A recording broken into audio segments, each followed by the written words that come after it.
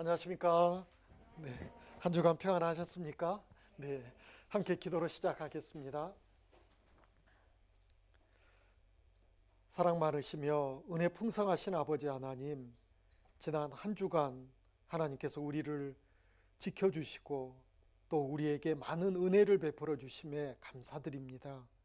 저희들 더욱더 주님 뜻 받들어 이 땅 살아가기를 원하오니 하나님의 말씀을 우리 안에 새겨주시고 또 그 말씀에 순종하며 살아갈 수 있는 힘과 지혜와 용기도 허락해 주시기를 간절히 기도합니다.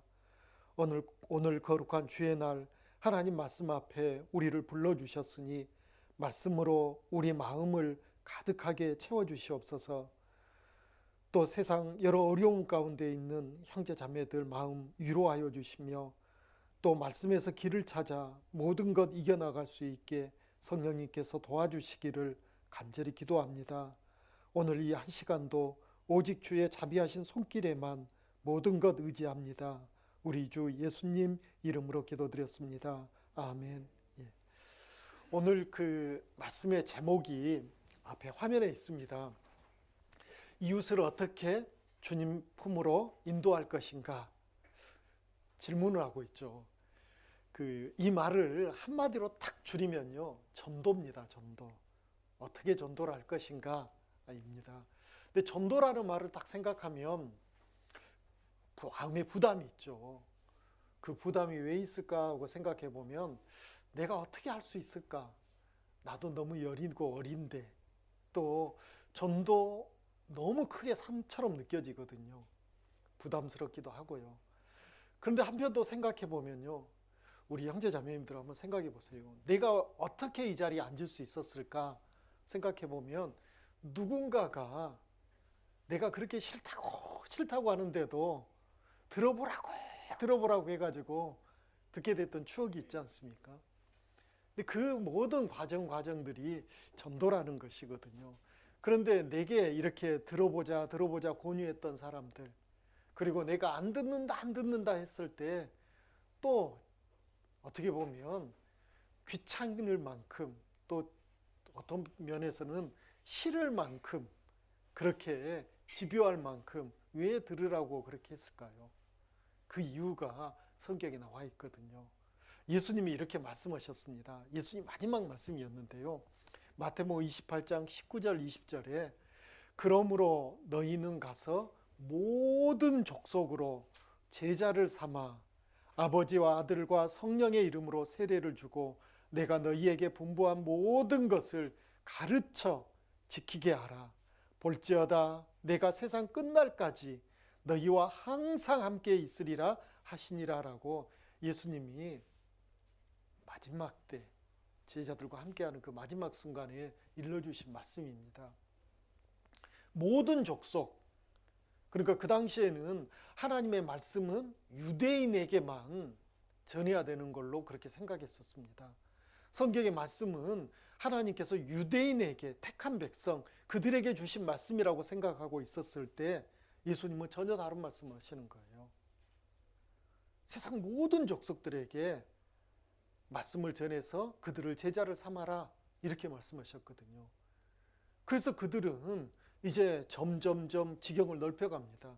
그래서 땅끝까지 가서 복음을 전하는 그 일이 있었기 때문에 우리 대한민국은 동쪽 땅끝이거든요. 그래서 극동이라고 하지 않습니까? 극동. 이 땅끝까지 복음이 들어올 수 있었던 것, 그리고 내가 복음을 들을 수 있는 것, 바로 이 말씀 때문이거든요.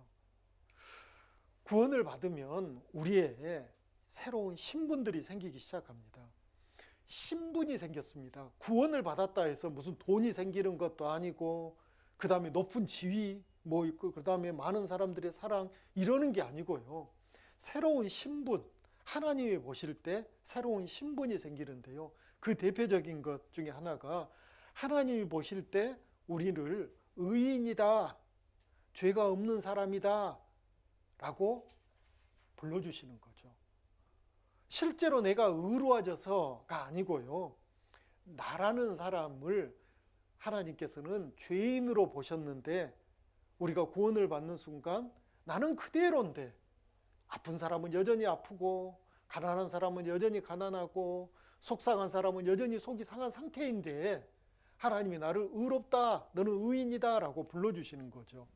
로마서 3장 24절 말씀에 그리스도 예수 안에 있는 구속, 쇠고랑 차고 감옥에 가는 그것이 아니고요, 하나님께서 풀어주신 거죠. 죄의 사슬, 죄의 권세에서 우리를 풀어주셔서 자유케 해주신 게 있는데요, 구속으로 말미암아 하나님의 은혜로 값없이입니다. 의롭다 하심을 얻은 자 되었느니라.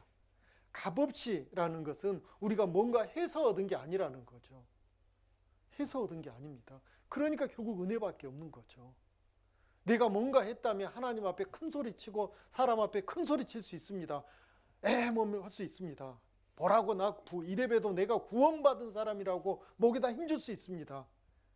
그런데 우리는 값없이거든요. 한 것 아무것도 없이 은혜 받은 거니까 구원받았다라는 사실을, 의인으로 불러준다는 사실을 생각할 때마다 우리는 어떻게 될까요? 겸손해져야 돼요. 겸손하다는 게 어떤 걸까요? 일단 말이 줄어들어야 됩니다. 자랑하는 말이요, 높이는 말이요, 의시되는 말이요, 뽐내는 말이요. 자칫 잘못하면 구원받고 교회 안에 있으면서 열심히 자랑하는 사람이 있거든요. 자기의 의로움, 착해진 것, 자기가 노력했던 것.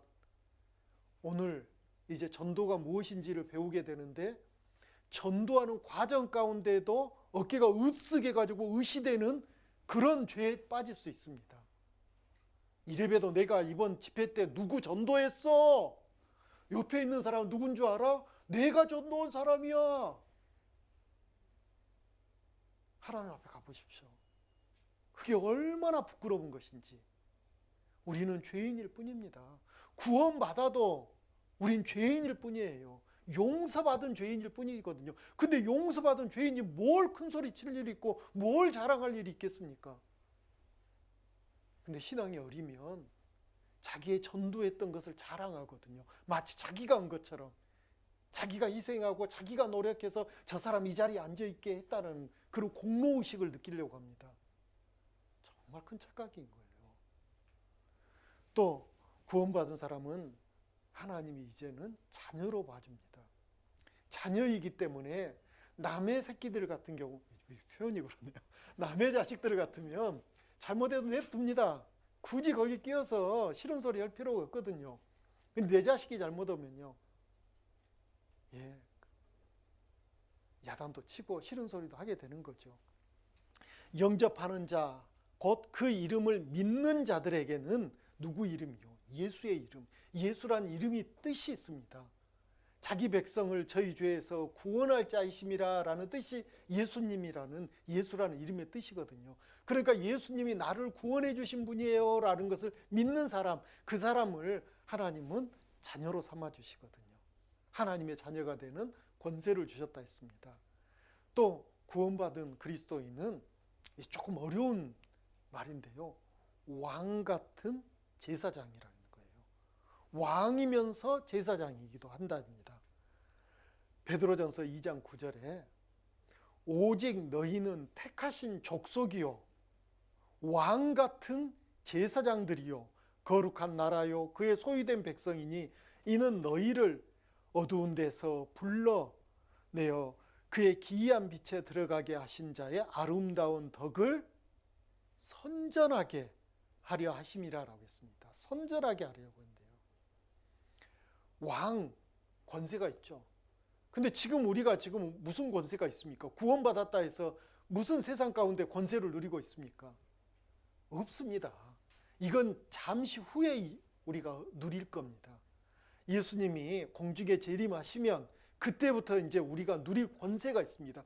그 전까지는 우리는 구원을 받았어도 왕은 왕인데 아직 권세가 없는 왕이에요.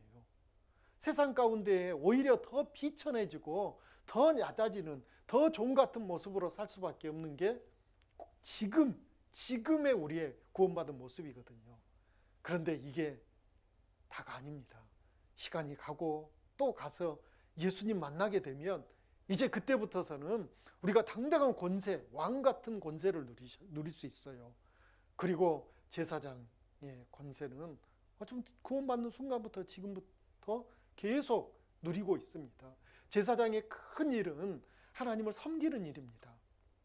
그리고 많은 백성들이 죄 가운데 있을 때 그 죄가 용서되기 위해서는 제사를 드리는 일이 있는데 그 제사를 집전하는 일을 제사장들이 했거든요. 우리가 마치 그렇게 이 땅에 지금 살고 있거든요. 또 시작하는 때 읽었던 것처럼 예수님의 제자가 누구냐? 바로 구원받은 그리스도인이라는 겁니다. 구원받은 그리스도인은 구원을 받는 순간 우리는 예수님의 제자가 됐어요. 제자는 반드시 스승의 뜻을 받들어야 됩니다. 그리고 스승을 닮아가는 사람이 돼야지만 제자의 아름다운 모습이 되거든요. 그러므로 너희는 가서 모든 족속으로 제자를 삼아 아버지와 아들과 성령의 이름으로 세례를 주고, 그래서 세례를 받을 때 우리가 침례라고 하죠. 정확한 건 침례거든요. 물에 잠겨야 되는 겁니다. 그때 기도를 받을 때, 안수 기도를 받을 때 딱 이 구절이 나옵니다. 아버지와 아들과 성령의 이름으로 침례를 주노라 이러면서 우리가 침례를 받거든요. 이 말씀 때문이거든요. 침례는 누가 받냐면요, 예수님의 제자들이 받는 겁니다. 제자가 됐다, 즉 구원을 받았다 하면 예수님이 이 땅에 사는 동안에 두 가지를 명령하셨거든요. 그 중에 첫 번째가 침례고 두 번째가 성찬에 참여하라는 것이 예수님이 직접 우리에게 일러주신 명령입니다. 그래서 이 명령에 순종하는 사람은 정말 큰 복을 받습니다. 그런데 지금 안타깝게도 코로나로 인해서 침례 받기도 어렵고 성찬 예식을 행하기도 어렵습니다. 마스크 벗고 떡을 떼야 되는데 이게 감염병의 위험이 있어서 지금은 좀 하지 못하고 있는데요. 그래도 우리가 기도하면 조만간에 이제 정상적으로 침례와 성찬에도 우리가 참여할 수 있으리라고 봅니다. 예수님은 도대체 이 땅에 왜 오셨을까? 성경에 말씀하십니다. 전도하기 위해서 예수님이 오셨대요. 예수님이 직접 이렇게 말씀하셨거든요. 예수님이 전도하기 위해서 이 땅에 오셨답니다. 여기 마가복음 1장 38절에 보면요, 이르시되 우리가 다른 가까운 마을로 가자. 거기서도 전도하리니 내가 이를 위하여 왔노라 하시고 라고 했습니다. 예수님이 이 땅에 오신 이유, 전도하시기 위해서 왔다고 직접 말씀하셨습니다. 그럼 전도가 뭘까요? 전도요. 도를 아십니까? 이러면서 그게 전도일까요? 예. 전도는 사실 그 말에도 정확한 뜻은 있습니다. 도를 전해주는 거죠. 도를 모르는 사람들에게 전해주는데 그 도가 뭐냐면요, 성경에는, 우리말 성경에는 그게 말씀으로 되어 있습니다. 말씀. 결국 하나님의 말씀을 전해주기 위해서 이 땅에 오셨다라는 겁니다. 누가요? 예수님이요. 그리고 제자는 스승을 그대로 닮아가잖아요. 그래서 예수님의 제자, 즉 구원받은 사람은 예수님이 그 일 하셨기 때문에 제자들도 그 일 해야 되는 거죠. 말씀, 하나님의 말씀을 전해주는 것이죠. 전해주면 어떤 일이 벌어질까요? 놀라운 게 이겁니다. 요한복음 5장 25절. 진실로 진실로. 신약성경을 읽다 보면요, 이런 표현들이 가끔씩 나옵니다. 진실로 진실로. 더군다나 이 표현이 예수님이 하신 말씀 가운데 예수님이 이 표현을 쓰셨다면 거기는 빨간 줄로 밑줄 쫙 그으시고요, 별표 몇 개 해놓으시고요, 눈 크게 뜨고요, 그 구절은 읽고 또 읽어보십시오. 진짜 중요한 말씀입니다. 갓난아이라고 알 수 없죠. 어린아이부터 아주 나이 많은 노인까지, 배운 사람이건 못 배운 사람이건 큰 작은 할 것 없이요, 모든 사람이 반드시 알아야 된다. 그럴 때는 예수님이 진실로 진실로라는 표현들을 쓰시거든요. 진실로 진실로. 여기도 그 표현이 있습니다. 진실로 진실로 너희에게 이르노니. 그 다음은 같이 한번, 마스크 썼지만 작은 목소리로 한번 같이 읽을까요? 죽은 자들이 하나님의 아들의 음성을 들을 때가 오나니 곧 이때라. 듣는 자는 살아나리라. 죽은 자들이, 몸이 죽었으면 어떻게 듣겠습니까? 여기서 죽은 자라는 것은 이 육체, 몸이 숨 안 쉬고 죽었다라는 게 아니고요. 뭐가 죽은 걸까요? 뭐가요? 우리 속에 있는 진짜 나, 영원히 죽은 자들, 진짜 나인 이 속에 있는 속사람이라고도 표현되어 있고요.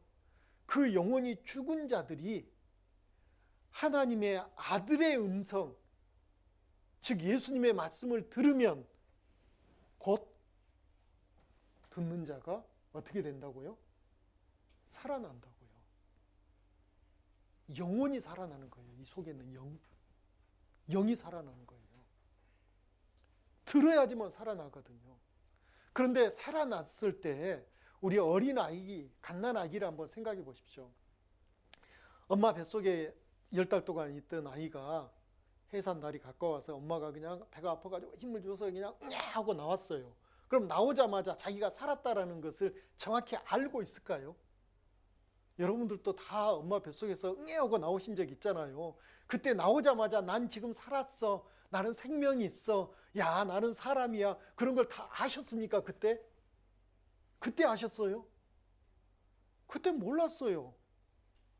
그냥 숨만 쉬고 있었고 배고프면 했더니 뭐 물려줬고 그러면 배가 부르니까 잠을 잤고 또 배가 뽀글뽀글해서 힘 한번 줬더니 뭐가 붕 나오기도 했고 그리고 또 잤고 그러다가 이제 철들면서부터 알게 된 게 있죠. 아, 내가 어떻게 태어났는지, 내가 이렇게 성장하는 과정 가운데 우리 부모님이 얼마나 희생하고 수고하셨는지를 알고 감사하는 마음이 생겼습니다. 그때요. 성장한 뒤에. 우리도 구원을 받고 내가 구원을 받자마자 신앙생활을 막 제대로 막 할 수 있습니까? 못합니다. 만약에 할 수 있다 그러면서 그렇게 사는 사람이 있으면 지나친 경우가 있죠. 과하게 꾸미는 경우도 있습니다. 그런 사람은 오래 못 갑니다. 또 그런 사람이 하나님의 일을 제대로 하냐? 맨 여기저기 그냥 소란만 일으키고 어지럽게만 하지 정상적으로 신앙생활 안 하고 중요한 것은 그런 사람을 통해서 구원의 역사가 일어나느냐라는 거예요. 놀랍게도 안 일어나거든요. 아들의 음성을 들으면 우리는 새 생명을 얻어서 살아납니다. 그 다음에 중요한 것이 잘하는 일이 있어야 됩니다. 성장하는 일이 있어야 되거든요. 그래서 엘림학교에 이렇게 참석하시는 겁니다. 성장하지 못하면 뭔가 이상해지거든요. 온 가족의 기쁨이 되었는데 나중에는 근심거리가 됩니다. 아이가 태어났는데 돌이 지나도 뒤집지도 못하고 두 돌, 세 돌이 지났는데도 걷지도 못하고 여전히 기저귀 차고 누워만 있으면 가족들이 그 아이를 보면서 막 기뻐할까요? 근심 걱정하죠. 근심 걱정. 또 아이가 인격적으로 정상적으로 이렇게 자라야 되는데 아주 거칠어요. 못났어요. 누구하고 만나든 막 싸움박질만 하고 막 다녀요. 그러면 그 아이 보는 가족들은 기쁨이 될까요? 근심 걱정이 됩니다. 교회 안에서 우리가 구원받고 왔을 때 정상적으로 성장하지 않고 비정상적으로 성장하면 마치 가족들의 근심을 끼치는 아이처럼 교회 안에서도 근심 걱정이 되는 지체가 될 수도 있거든요. 늘 가는 곳마다 부딪히고 싸우고 갈등을 일으키고 그게 왜 그러느냐? 정상적으로 성장하지 않았기 때문이에요. 왜 정상적으로 성장을 못했을까요? 배워야 될 것을 배우지 못했기 때문에, 또 배워야 할 그때 배웠어야 되는데 그때를 놓쳐버렸기 때문에 여러 가지 어려움을 겪게 되는 겁니다. 그래서 이렇게 엘림학교에 오신 것 너무너무 잘하신 겁니다. 또 한 가지 생각해 봐야 될 게, 그러면 왜 전도해야 될까 생각해 보게 됩니다. 그냥 나 혼자 신앙생활 잘하면 되지, 내가 열심히 말씀 보고 열심히 기도하고 교회 모임에 빠지지 않고 그러면 되지, 굳이 뭐 전도까지 할 필요 있어, 그거 쉬운 일이 아닌데, 이렇게 생각할 수 있습니다. 그런데도 왜 해야 될까요? 이유들이 있습니다. 전도를 안 하면 그러면 정말 마음이 편하고 즐거워질까요? 구원받지 않은 사람은 그럴 수 있습니다. 그냥 교회만 왔다 갔다 하면 누가 싫은 소리 안 하고 정말 좋습니다. 그런데 진짜 구원을 받은 사람은 전도하지 않으면, 처음에는 몰랐는데요, 구원받고 한 달 가고 2달 가고 6개월이 지나고 1년이 지나고 했는데도 전도하지 않으면 마음에 어둠이 찾아와요. 그래서 괴로움이 있습니다. 그래서 전도를 해야 되거든요. 그런데 왜 전도를 해야 될까? 첫 번째는 전도는 하나님께서 사람을 구원하기 위해 정하신 방법이기 때문입니다. 나를 생각해 보면 안다고 그랬죠. 내가 어떻게 구원을 받았을까? 우리 가운데, 지금 이 방에 계시는 분들 가운데 나 혼자 조용히 골방에서 성경 읽다가 구원 받으신 분 계신가요? 나 혼자 기도하다가 구원 받으신 분 계신가요? 가끔씩 그런다는 분이 계십니다. 그런데 들여다보고 살펴보면 엉뚱한 거예요. 성령 받아서 구원받은 게 아니고요, 귀신의 영을 받아가지고 감정만 부풀러져가지고 부글부글 끓고 있는 그런 경우 흔히 보거든요. 분명한 것은, 내가 구원을 받은 것은 하나님이 누군가를 보내서 누군가가 내게 전도를 해줬기 때문에 내가 구원을 받았다라는 것은 우리가 거부할 수 없는, 부정할 수 없는 명확한 사실이거든요. 고린도전서 1장 21절에 하나님의 지혜에 있어서는 이 세상이 자기 지혜로 하나님을 알지 못하는 거로 하나님께서 전도에, 그 다음에 뭐라고 되어 있습니까? 미련한 것이요, 미련한 것으로 믿는 자들을 구원하시기를 기뻐하셨도다. 누가 기뻐하시냐면 하나님이 기뻐하신 방법이 사람의 생각으로는 미련한 방법, 그것을 하나님은 기뻐하신다라는 겁니다. 어떤 누가 하나님 말씀 들어보세요, 이번 한 주간 하루에 2시간씩 말씀 들어보세요 하면 좋아할 사람 누가 있겠습니까? 싫어하는 게 정상이죠. 그리고 거절할 이유 되는 게 정상이죠. 아이고, 나 허리가 아파서, 눈이 침침해서, 나 바빠서, 그렇게 거절할 수밖에 없습니다. 여러분들은 안 그러셨는가요? 처음 말씀 들을 때 아들이 말씀 듣자 해도, 딸이 말씀 듣자 해도 이 핑계 저 핑계 대고, 그리고 내 마음에서 알지도 못하면서 이미 판단하잖아요. 내가 저 말씀 들으면 교회에 콕 끼어가지고 거기에 끌려가면 그 다음부터 내가 이것도 못하고 저것도 못하고, 아이고 그렇게 나 못 살아, 그러면서 다 거절했잖아요. 그리고 어쩔 수 없이 와서 들어봤더니 2시간, 어떨 땐 2시간 반을 해요. 아이고 숨 막혀 죽겠다, 아이고 머리가 아프다. 또 옆에서는 성경을 막 촥촥촥촥 잘 찾은데, 이야 저 사람들 신기하긴 하는데 난 저렇게는 못해, 그러면서 포기했잖아요. 그런데 다른 교회 보면 막 박수 쳐주고 선물 주고, 그리고 이제부터 교회 다니기로 결심만 하시면 됩니다, 믿습니까? 예 믿습니다. 그럼 아이고 됐습니다, 이제부터 우리 형제입니다 하면서 막 그렇게 하고 즐겁게 하고, 말씀 시간도 한 20분 그렇게 짧게 하고 그냥 박수만 치고 하면 끝나는데, 아이고 이 교회는 무슨 그렇게 복잡하고 힘들게 하냐. 예, 우리도 그렇게 하면 얼마나 좋겠습니까? 쉽습니다. 그러면 사람들은 몽땅 끌어모을 수 있습니다. 그런데 그게 하나님 방법이 아니거든요.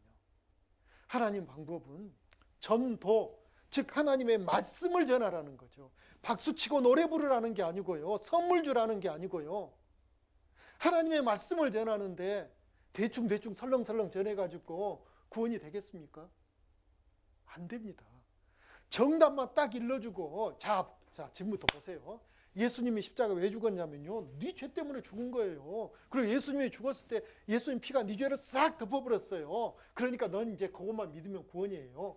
첫날부터 그렇게 본론을 이야기하면 얼마나 좋겠어요. 그리고 억지로라도 그 입에서 믿는다는 소리 한마디만 나오게 얼레고 달래고 해가지고 믿습니다 하면 끝, 이러면 얼마나 좋겠어요. 그러면요, 그렇게 해가지고 구원이 되더라는 거예요. 그렇게 하는 가운데 하나님의 어떤 말씀이 증거되고 어떤 말씀이 전해졌습니까? 없거든요. 가짜를 만드는 거죠. 사람을 속이는 거죠. 거기에 속으면 안 되거든요. 하나님의 정하신 방법이 있습니다. 전도 집회 저희 교회 가는 게 저도 이 말씀 처음 들었을 때는 감동이 됐습니다. 야, 이 교회 전하는 방법 최고다. 이 방법 어떤 목사님이 만들었을까? 저 그게 제일 궁금했습니다. 어떤 목사님이 이걸 고안했을까? 그게 궁금했습니다. 그래서 물어봤습니다. 이거 처음 시작 누가 하셨대요? 어떤 목사님 하셨대요? 그랬더니 다들 웃고 마시더라고요. 근데 제가 나중에 구원을 받고요. 구원을 받으니까 이제 성경이 재밌어지잖아요. 사도행전을 읽다가 깜짝 놀랐습니다. 왜 놀랐냐면요. 제가 사도행전을 읽으면서 도시 이름들이 많이 나오고 막 하니까 제 나름대로 이제 성경을 제대로 공부하고 싶잖아요. A4 용지를 하나 놓고 도시 이름도 막 이렇게 써보고요. 그 다음에 사도행전에 각 장에 그 키워드가 되는 단어를 좀 찾아가지고 이렇게 써보기도 하고 이렇습니다. 이렇게 성경을 보니까 성경이 의외로 재밌어지더라고요. 그래서 그렇게 하다가 깜짝 놀랐던 게요. 사도행전을 읽다 보면 앞부분은 베드로가 오늘 우리식으로 하면 어느 가정에 가가지고 집에 가서 전도 집회한 내용이 나옵니다. 또 뒷부분에 보면 바울이 유대인들이 안식일 날 이렇게 모이는 장소가 있는데 그곳이 회당이라는 곳이거든요. 회당에서 오늘날 우리식으로 하면 전도 집회를 하는 내용들이 나옵니다. 그래서 그 내용들을 읽으면서 주제가 되는 키가 되는 단어들을 이렇게 딱 써보니까 처음에는 몰랐는데요. 나중에 읽으면서 깜짝 놀랐어요. 이게 뭐지? 어디서 많이 들어본 건데? 보니까 우리 전도 집회 순서더라고요. 하나님에 대해서 처음에 말씀하고요. 예, 그렇죠. 우리가 전도 집회 첫날 하나님이 어떤 분이신지, 성경이 어떤 건지 그런 주로 하나님에 관련된 내용들을 증거합니다. 그리고 그 다음에 보니까요. 죄가 무엇인지, 회개가 무엇인지, 복음이라는 게 무엇인지를 증거하고 있더라고요. 우리 전도 집회거든요. 근데 그 나중에 또 자세히 보니까 초대교회 때는 성경에 기록될 그 시대에는 전하지 못했던 것을 우리가 전하는 게 크게 두 가지가 있더라고요. 뭐냐면요. 성경이 어떤 것인지는 그 당시에는 없더라고요. 왜냐하면 그때는 구약 성경만 있었고 또 성경이 이렇게 모아진 것도 아니고 다 흩어져 있었고 신약 성경은 기록되기 전이기 때문에 성경책이 어떤 것인지는 못 전했더라고요. 근데 우리는요. 성경이 완성되어 있기 때문에 성경이 이런 책입니다라고 증거합니다. 또 그들이 못 전한 것을 우리가 전하는 게 어떤 거냐면 그들은 예언이 이렇게 확실하게 성취되었다라는 것은 없더라고요. 왜냐하면 그 당시에는 대부분의 예언은 예언 상태로 있었거든요. 이루어진 게 별로 없었어요. 그런데 오늘 우리는요. 2000년이 흐르고 나니까 성경에 기록된 거의 대부분의 예언들이 성취됐다는 것을 명확하게 증거할 수 있는 시대가 우리 시대거든요. 그래서 어쩌면 지금은 사도들이 전할 때보다 우리가 더 확실한 증거를 가지고 전하는 게 우리 시대였더라고요. 너무 은혜가 됐습니다. 예, 하나님이 전하는 방식이거든요. 우리가 대한예수교 침례회가 특별히 고안한 전도법이 아니고요. 성령께서 구원을 시키기 위해서 하시는 방법은 초대교회 때나 천년전 교회나 오늘 우리나 똑같은 방법입니다. 똑같은 방법. 사람들이 볼 때는 미련한 방법. 그 방법을 쓰고 계십니다. 또 왜 전도를 해야 되는가 또 생각해 보면 전도는 지상 최대의 명령이기 때문에 전도를 해야 되거든요. 왜 지상 최대의 명령이냐면 예수님이 직접 하신 명령이기 때문에요. 하나님이 직접 하신 명령이기 때문에 그렇습니다. 그러므로 너희는 가서 모든 족속으로 제자를 삼아라고 예수님이 직접 명령하셨잖아요. 제자 삼으라고. 그래서 전도해야 됩니다. 또 전도는 가장 위대하고 가치 있는 일이기 때문에 전도를 해야 됩니다. 왜 가치 있을까요? 왜 가치 있냐면요. 생명을 살리는 일이거든요. 사람이 만일 온 천하를 얻고도 온 천하를 얻으면 얼마나 좋습니까? 얼마 전에 이 조그마한 대한민국 땅에 그 정치 권력 중에 가장 정점에 있는 대통령 되보자고 나선 사람들을 얼마나 치열하게 선거전 했습니까? 그런데 그거 얻어봤자 기껏 해봤자 5년이거든요. 5년 뒤에는 내려와야 돼요. 그런데도 그렇게 목숨 걸고 하는 것처럼 열심히 합니다. 근데 그보다 더 가치 있는 게 있죠. 영원한 생명을 얻는다면요. 대통령도 5년 뒤에 영원히 살까요? 죽습니다. 언젠간 죽습니다. 그런데 영원한 생명을 주는 것, 이것은 얼마나 큰 일이겠습니까? 사람이 무엇을 주고 제 목숨을 바꾸겠느냐? 지금 당장 내가 죽는다면 살고 싶죠. 살기 위해서 적금 깨라고 하면 안 깨겠습니까? 깨죠. 살기 위해서 집 팔아야 된다고 하면 안 팔겠습니까? 팔죠. 그런데요, 이 말씀을 듣고 누군가 전도하는데 내가 선한 마음으로 응하면 생명을 얻는다라는 겁니다. 그것처럼 귀한 게 어디 있겠습니까? 그래서 그 전도해야 됩니다. 전도해서 새 생명을 살려야 되는 거죠. 또 전도는 놀라운 것은 하나님이 이미 비싼 대가를 지불해놨거든요. 그리고 우리에게는 걷어들이기만 하면 된답니다. 예를 들면 전주 시내에서 제일 비싼 식당이 있다 합시다. 거기에 오늘 점심 밥값을 누군가가 내줬어요. 그리고 나는 가서 밥 먹기만 하면 됩니다. 풀 코스로 나오는 그 의리한 식당에 내 돈으로는 거기 갈 수도 없는데 누군가가 그 값을 내줬다고 생각해 보셔요. 예를 들면 한 끼에 50만 원짜리 밥이에요. 값을 다 내줬어요. 그럼 나는 어떻게 해야 됩니까? 가서 먹어야죠. 그게 먹는 게 그 사람에 대한 예의고 그 사람을 기쁘게 하는 거죠. 그런데 그 사람이 50만 원짜리, 한 끼에 50만 원짜리 밥값을 내놨는데 아이고 염치 없어서 나는 안 먹을래요 하고 안 가버렸어요. 그러면 그 사람에 대한 예의가 아니죠.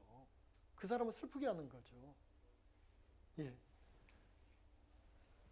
예수님은 목숨, 예수님의 그 피값을 지불했거든요.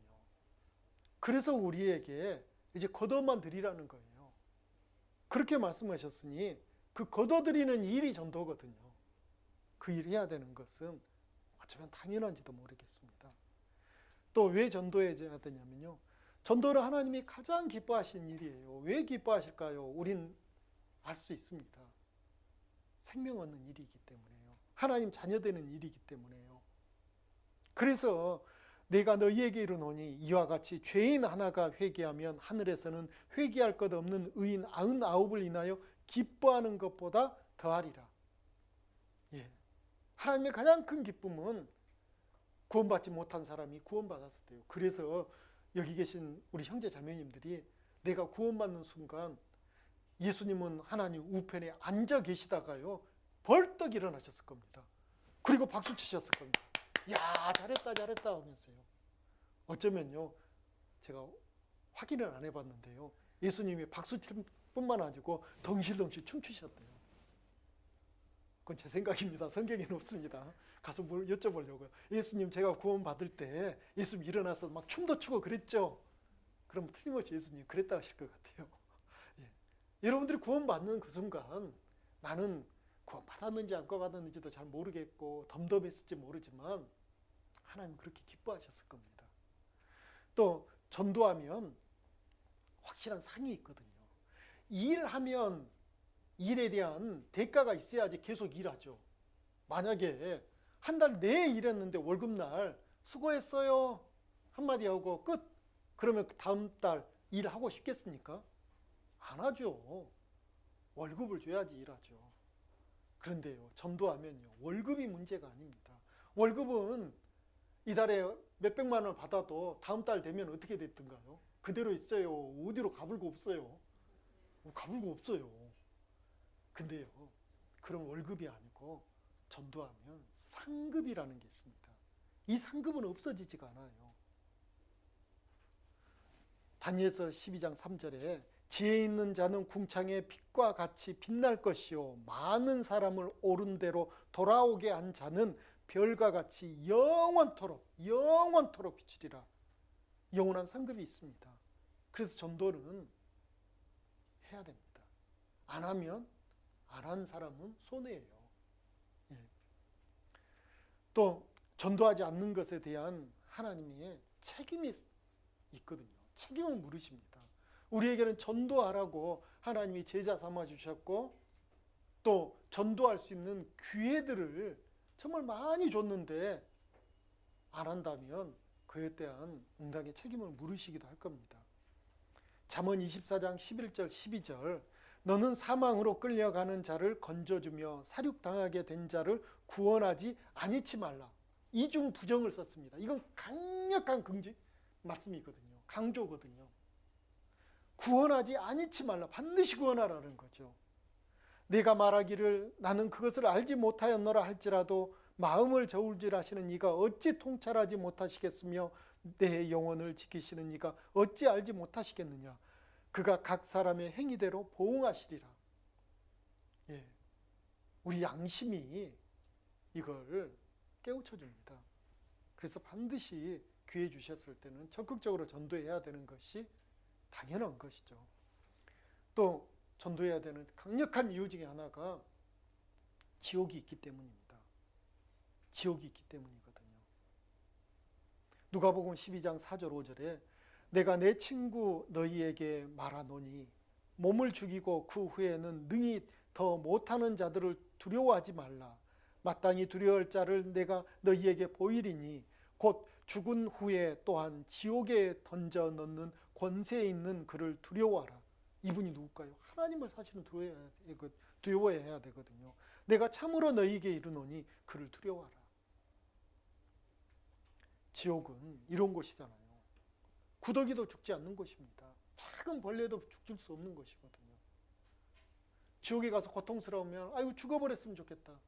이 땅에서도 가끔씩 그런 사람 있죠. 아이고 죽고 싶다. 아이고 죽었으면 좋겠다. 왜 언제 그런 말 할까요?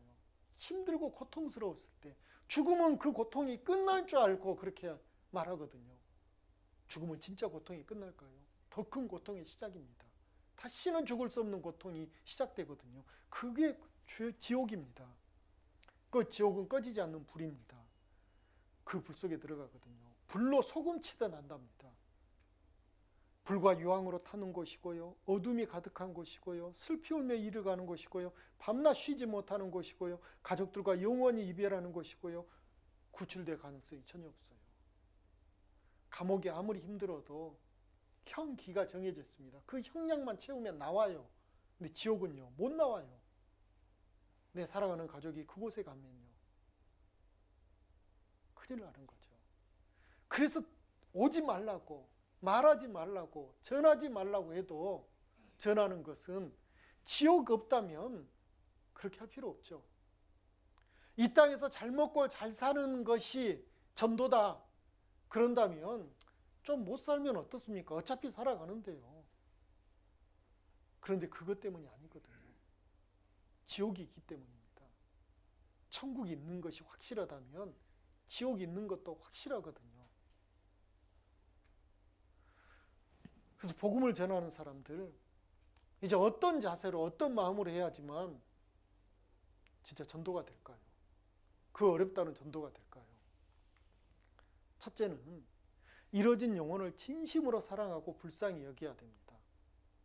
진심으로 사랑하고 불쌍히 여겨야 됩니다. 바울은 이런 강한 표현까지 썼어요. 바울의 표현입니다. 나의 형제 곧 고륙의 친척을 위하여 내 자신이 저주를 받아 그리스도에게서 끊어질지라도 원하는 바로라. 이런 일은 없죠. 한번 구원받은 사람은 그리스도에게 어떻게 끊어지겠습니까? 그리고 어떻게 저주받아 지옥을 갔겠습니까? 구원을 받으면 그건 취소되지 않거든요. 근데 바울이 이런 표현까지 왜 썼을까요? 차라리 내가 지옥 간다 할지라도, 차라리 내가 그리스도에게 끊어진다 할지라도, 이런 사실은 있을 수 없는 표현까지도 쓰는 것은 그 간절함이죠. 내 가족이, 사랑하는 내 가족들이 구원받았으면 좋겠다. 사실은 이런 간절함이 우리에게 필요합니다. 하나님은 그런 마음을 보고 싶어 하시거든요. 여기 계신 우리 형제 자매님들, 우리 모두 다 기도하고 있을 겁니다. 지난 한 주간 대전도 집회가 있었습니다. 내 사랑하는 가족이 함께 말씀 듣기를 그렇게 소원했을 겁니다. 그런데 말씀 들으신 분도 계시겠지만 혹 기도했는데 같이 못 듣는 분이 계시다면 우리가 어떤 마음을 가져야 될까요? 내가 그렇게 전했는데 안 들었어? 내가 선물도 주고 밥도 사주고 했는데 안 왔어? 이 괘씸한 것 하고 미운 마음 가져야 될까요? 아니요. 불쌍한 마음 가져야 한다는 거죠. 모르니까 저러는 거야. 몰라서. 그리고 그 인생 보면 너무 불쌍하잖아요. 그냥 그 지렁이가 땅에서 막 땅 파먹고 사는 것처럼 이 땅이 전부인 줄 알고 막 그렇게 사는 모습 보면 불쌍하잖아요. 또 잘난 척하면서 막 뽐내고 사는 모습 보면 정말 불쌍하잖아요. 예전에는 부러움의 대상이었거든요. 잘 산 사람. 그 잘 산다라는 게 대개는 어떤 뜻인가요? 돈 많은 사람, 배움 많은 사람, 그런 사람들을 보면 부러워했습니다. 야, 나도 부모 잘 만났다면 저 사람보다 내가 더 의시되며 살 수 있었는데, 그런데 구원을 딱 받고 나서 명품 걸치고 여행 다니고 뭐 어디 비싼 음식 먹고 하는 사람들 보면 갑자기 불쌍해져요. 아이고, 저렇게 살다가 저 인생도 결국 죽을 텐데, 죽고 나서 지옥 갈 텐데, 그 생각하면 시기심이 나오는 게 아니고 긍휼의 마음이 나옵니다. 불쌍해지기 시작하거든요. 그 마음을 가져야 된다는 거죠. 또 전도하면 마귀가 제일 싫어하거든요. 그래서 마귀는 우리 마음에 겁을 줍니다. 너 못할, 너 왜 그런 쓸데없는 짓을 해가지고 그 사람하고 막 서로 이렇게 싸우고 갈등을 왜 일으켜? 조용히 그냥 너나 믿어, 너나 그냥 조용히 다녀. 너나 왜 이게 분란을 일으켜? 마귀가 그렇게 말하거든요. 속삭이거든요. 틀림없습니다. 그럼 우리 마음은 어떻게 될까요? 두렵습니다. 맞아, 그렇지. 내가 괜히 이 말 한마디 해가지고 저 사람 나 싫어하면 어떨까? 우리 그동안 사이 좋았는데 이 좋은 사이가 서먹서먹해지면 어떨까? 그 마음 분명히 같거든요. 그런데 성경이 이렇게 말씀하십니다. 잠언 29장 25절에 사람을 두려워하면 올무에 걸리게 되거니와 여호와를 의지하는 자는 안전하리라. 사람 아무 힘 없습니다. 센 척하는 것뿐입니다. 집에 키우는 강아지들을 보면요, 강아지가 이게 조그마한 강아지 소형 견인들이 있고요, 등치 큰 강아지들이 있습니다. 그런데 낯선 사람이 가면 조그마한 강아지들이 더 막 왈왈왈 하고 시끄럽게 짖을까요? 큰 등치 큰 강아지들이 더 크게 짖을까요? 예, 조그만 것들이 그러거든요. 한번 툭 차면 졸이 떨어질 애들이 입만 살아가지고 왈왈왈왈왈왈 그럽니다. 진짜 덩치 큰 개들은요, 조용히 있습니다. 하다가 한 번에 그냥 그러죠. 사실은 우리를 핍박하고 겁나는 소리하고 막 이러는 거 보면 요만한 푸들이나 마티즈 생각해 보세요. 그런 겁니다. 우리가 발로 툭 차면 깨갱할 사람들이 사실은 모르니까 그렇게 입만 살아가지고 그러거든요. 사람 두려울 필요 없다고 성경 말씀하십니다. 그리고 진짜 좋은 전도법, 내가 모든 걸 다 하고 설명하려고 할 수는 없습니다. 제일 좋은 게 예수님 때도 지금도 와 전도법이에요. 와서 들어봐. 한번 와봐. 이 최고 전도법입니다. 쉽잖아요. 우리 교회에서 이번에 훌륭한 목사님 모시고 성경 강연했는데 한번 와봐라. 하루라도 와봐라. 1시간이라도 와서 한번 들어봐라. 끝. 얼마나 쉬워요. 간단해요. 예. 예수님께서도 밑에 보면 여기 예수께서 가라사대 와보라. 이렇게 예수님도 이렇게 했거든요. 전도하실 때 와보라. 또 빌립이 나다나엘을 전도할 때도요. 와보라. 와서 한번 우리 선생님 말씀 한번 들어보라. 끝이었습니다. 처음부터 끝까지 막 전도 집회를 혼자 다 푸는 게 아니에요. 근데 열정이 지나치다 보면 전도하는 모습 가운데 그런 분 계셔요. 혼자 전도 집회 다 하시거든요. 1시간, 2시간, 3시간, 어쩌면 하루 종일 말씀 전했는데요. 근데 그렇게 해가지고 그분이 감동받아서 나 구원받아서 내일부터 너희 교회 같이 갈게 하고 손잡고 오시는 분 과연 있었을까요? 수고롭게 하긴 했는데 결과물은 늘 좋지 못했던 게 그냥 성경은 그렇게 말씀하신 게 아니고 와서 한번 들어보라 이렇게 간단하게 했으면 되는데 그 사람의 찐을 빼버렸거든요. 그냥 붙들고 2시간, 3시간 막 찐을 빼버리니까 다음에는 소문납니다. 야, 누구한테 전화 오지? 만나자 그러지? 절대 만나면 안 돼. 나 괜히 만나줘가지고 하루 종일 찐을 뺐어. 이 소문 되면 전도하기가 더 어렵거든요. 지혜롭지 못한 겁니다. 본인이 그렇게 능력이 있을까요? 아닙니다. 하나님이 하셔야 되거든요. 사마리아의 그 죄 많은 여인도 동네 사람들한테 전도할 때요, 한마디 했습니다. 와봐라. 내가 이렇게 진짜 메시아를 만났다. 너희들도 한번 우리 저 메시아를 한번 만나봐라. 끝이었습니다. 그랬더니 동네 사람 전이 구원을 받는 그런 놀라운 역사가 일어났다고 성경 알려주고 있거든요. 그래서 성경대로 하면 그렇게 어려운 거 아닌데 내가 그것을 다 해보려고 하니까 이게 존나 복잡하고 어렵고 시간도 많이 가고 그러는 거죠. 그 대신 준비해야 될 게 있습니다. 무조건 와봐 끝 이렇게 되면 될까요? 아니에요. 준비할 게 있습니다. 베드로전서 3장 15절 16절에 너희 마음에 그리스도를 주로 삼아 거룩하게 하고 너희 속에 있는 소망에 관한 이유를 묻는 자들에게는 대답할 것을 항상 예비하되 그 다음에요 온유와 두려움으로 하고 선한 양심을 가지라 이렇게 돼 있거든요.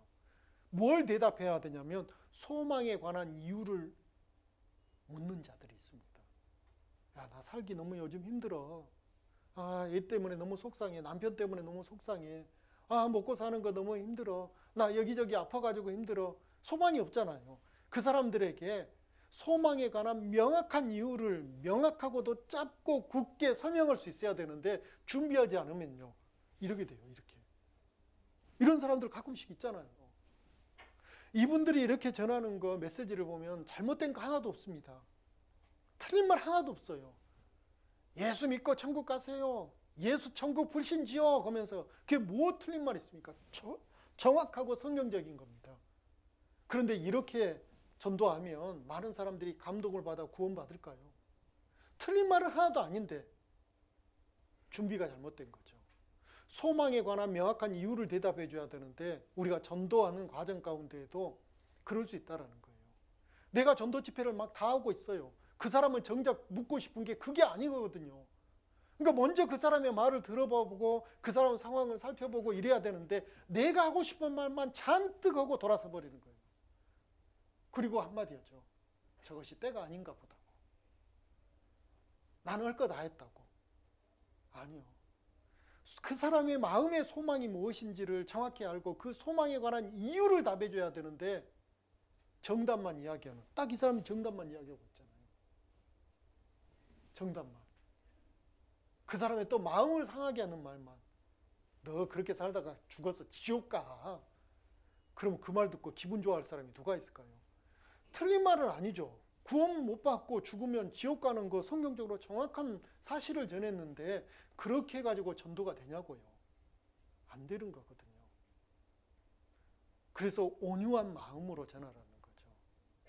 싸우고 다투고 그 사람의 감정을 상하게 해가지고 전도하는 것, 그게 지혜로운 것인가는 정말 생각해 봐야 됩니다. 그리고 전도는요, 전도할 때가 따로 있는 게 아니랍니다. 평소에 전도해야 되거든요. 너는 말씀을 전파하라. 때를 얻든지 못 얻든지 항상 힘쓰라. 범사에 오래 참음과 가르침으로 경책하며 경계하며 권하라라고 했습니다. 이것 또한 내가 말씀에 준비가 없으면 내 생각대로 내 뜻대로 할 수밖에 없죠. 그래서 우리는 먼저 전도하기 위해서는 우리가 먼저 배워야 되는 겁니다. 그래서 이렇게 엘리마께 오신 거예요. 내가 먼저 배우고 아는 게 있어야지 정확하게 전하지. 그것 없이 하면 내 의와 내 열심으로만 전합니다. 내 방법으로만 전합니다. 그러니까 힘껏 했는데, 힘에 지나도록 했는데 상처만 받고 와요. 안 된다고 그런 소리 나요. 왜요? 내 의로 했거든요. 그래서 안 되는 경우가 많습니다. 그리고 때를 잡거든요. 평소에는 전화 한 통화 없다가 전도 집회가 딱 있으면 그때, 수양회가 딱 있으면 그때. 제가 어떤 자매님의 부끄러운 간증을 들었는데요. 친정 부모님에게 갔더니 어머니가 딱 이 말씀했대요. 얼굴 딱 보자마자, 딸 얼굴 보자마자, 또 너 교회 전도 집회 하냐? 너 교회 또 학예 수양회 가냐? 얼굴이 화끈했대요. 내가 그렇게 했구나. 때를 얻든지 못 얻든지가 아니고 내가 때를 선택해가지고 그렇게 전도했구나. 그래서 너무너무 부끄러웠답니다. 또 전도가 어려운 이유, 이것 때문입니다. 하나님이 어렵게 하신 이유도 이것 때문입니다. 생활의 본을 보여줘야 되거든요. 자기는 만나는 사람만 다 싸우고 거칠게 하고 자랑하고 막 이러면서 전도할 때만 얼굴 표정이 싹 바뀌어요. 천사처럼. 아유, 안녕하세요. 하나님 말씀 한번 들으시는 거 어떨까요? 오면 듣는 사람 마음이 어떨까요? 불불 끓습니다. 너나 제대로 살아라. 날마다 부부싸움하고 자식들을 막 쥐잡듯이 잡고 하는데 전도할 때만 여보세요? 이러면요. 너나 살아, 너나. 그런 사람이 전도한다라는 것은 정말 어렵습니다. 물론 하나님이 특별하게 그 전도의 대상자를 불쌍히 여겨주셔서 그런 가운데도 전도가 되는 경우는 있습니다. 그런 일반적이진 않거든요. 우리의 삶이 바뀌어야 됩니다. 사람들이 우리를 딱 보는 순간 저 사람이 옛날에는 저렇게 살았는데 요즘 왜 이렇게 바뀌었지? 야, 저 사람이 믿는 하나님 대단한가 보다. 저 사람을 저렇게 바꿔놨어. 나도 그 사람 한번 그 사람이 믿는 하나님 한번 믿어볼까? 이런 마음이 올라야지 전도에 힘이 있거든요. 그런데 우리가 교회 안에서는 천사처럼 살다가 밖에 나가서는 마귀 자식처럼 살다가 그러면서 전도를 한다고 하면 정말 힘이 없습니다. 그래서 생활의 본을 보여줘야 되는 거죠. 구원받으면 이렇게 좋아라는 것을 말로가 아니고 삶으로 보여줘야 됩니다. 소망에 관한 이유를 묻는 자들에게 자기의 삶을 통해서 답을 해줘야 되거든요. 봐라, 너 나 알잖아. 예전에 나 얼마나 세상적이었는지 잘 알잖아. 내가 이렇게 구원을 받고 내가 이렇게 마음 편하게 지금 살고 있어. 그 사람이 딱 그 소리 들어보니까 실제로 그렇게 편하게 사는 것을 봐야지만 그렇게 되는데, 말은 그렇게 하는데 돌아서면 세상 욕심 가득하고 자기 자랑 가득하고 하면 똑같네. 나도 저 사람이 저라는 말 들어보나 안 들어보나 똑같겠네. 그러면 듣고 싶겠냐고요. 안 듣습니다. 그래서 희생해야 됩니다. 물질적인 것, 우리의 시간, 모든 것이 전도하는 과정 가운데는 희생이 있어야지만 열매가 있어요. 농부가 씨를 뿌려놓고 아무것도 안 하면 가을에 거둔가요? 거둘 게 풍성한가요? 아니요. 수고하고 땀 흘리고 그런 희생이 있어야지만 거두는 게 분명히 있습니다. 그래서 불의의 제물로 친구를 사귀라. 불의의 제물이 뭘까요? 가장 작은 물질이죠. 물질. 그리고 썩어 없어질 거죠. 그런 것들로 우리가 희생해서 전도의 한 도구로 쓴다면 정말 큰 상으로 보답될 겁니다. 또 성령의 능력을 의지하고 지혜를 구해야 됩니다. 전도는 하나님의 일이기 때문에 하나님이 함께 하시고 하나님이 도와주시지 않으면 그 어떤 사람도 성공할 수 없어요. 말 잘하면 전도 잘할까요? 아니요. 말 못해도요, 전도 잘하는 사람 많습니다. 똑똑하면 전도 잘할까요? 아니요. 똑똑한 사람이 오히려 분란만 일으키지 못하는 경우 있습니다. 성령께서 도와주시면, 하나님이 함께 하시면 전도할 수 있거든요. 글 모르는 할머니도 전도할 수 있고요. 병중에 누워 계신 분도 전도할 수 있습니다. 시간이 많이 가서 제가 예는 못 들어드렸는데요. 치매 걸린 할머니도 아들을 전도해가지고요. 지금 어느 교회에 봉사도 하고 있는 그 아들이 그냥 아들이 아니고 대학 교수님이거든요. 근데 치매 걸린 할머니가 어떻게 전도를 했을까요? 다음에 제가 기회가 되면 한번 간증 전해드리도록 하겠습니다. 근데 그 치매 걸린 그 할머니도 성령이 함께 하시니까 대학 교수인 그 아들을 전도하더라고요. 그래서 그 아들이 구원을 받는 그런 놀라운 것을 저도 봤습니다. 성령의 능력을 의지해야 됩니다. 이 그림 보십시오. 세상 많은 사람들은 지옥으로 떨어져 가고 있습니다. 겨우 줄 하나 붙들고 있습니다. 살려줘라고 합니다. 이걸 예수님이 앞장서고 이제 끌어올리고 있어요. 그런데 힘을 보태는 사람이 있고 저 뒤에 할랑할랑 있는 사람들이 있습니다. 전도는 협력입니다. 반드시 협력해야 되거든요. 혼자서 전도해 보십시오. 되는가? 그래서 히브리서 11장 6절에 우리가 정말 전해야 될 것, 전도해야 될 것은 무엇이냐면요, 믿음 없이는 기쁘시게 못하거든요. 내가 이 말씀을 전하면 반드시 전도가 되고 그 영혼이 구원받는 믿음이 있어야 되고요. 무엇을 전해야 되냐면 메시지가 첫 번째는 그가 계신 것, 즉 하나님이 살아계신 것을 전하는 것이 전도의 아주 핵심적인 것입니다. 하나님 살아계시다. 거기까지만 내가 하면 돼요. 나머지는요, 와보라 해가지고 오면 하나님께서 말씀을 전하는 자들의 입술을 통해서 복음이 무엇인지는 정확히 설명할 겁니다. 전해줄 겁니다. 그 일하면 내게는 무엇이 있냐? 예, 상이 있습니다. 하나님은 반드시 상 주시는 분이시거든요. 그 상 주시는 분이 우리 하나님이라는 것을 마음에 믿어야지만 됩니다. 그래서 내가 힘들고 어렵고 때로는 멸시를 받고 때로는 부끄러움을 당한다 할지라도 괜찮다 하고 털고 일어날 수 있는 거죠. 상이 있기 때문에. 그 일에 우리 모두가 힘쓰는, 그래서 정말 죽어가는 그 영혼들, 또 불쌍한 그 영혼들에게 하나님의 말씀을 전하는 우리 모두가 되었으면 좋겠습니다. 기도하겠습니다. 사랑 많으시며 은혜 풍성하신 아버지 하나님, 하나님의 놀라우신 은혜와 사랑으로 우리를 구원하여 주신 것 너무너무 감사합니다. 또 우리가 구원받는 그 과정 가운데 먼저 구원받은 사람을 사용하여 주신 것 또한 감사합니다.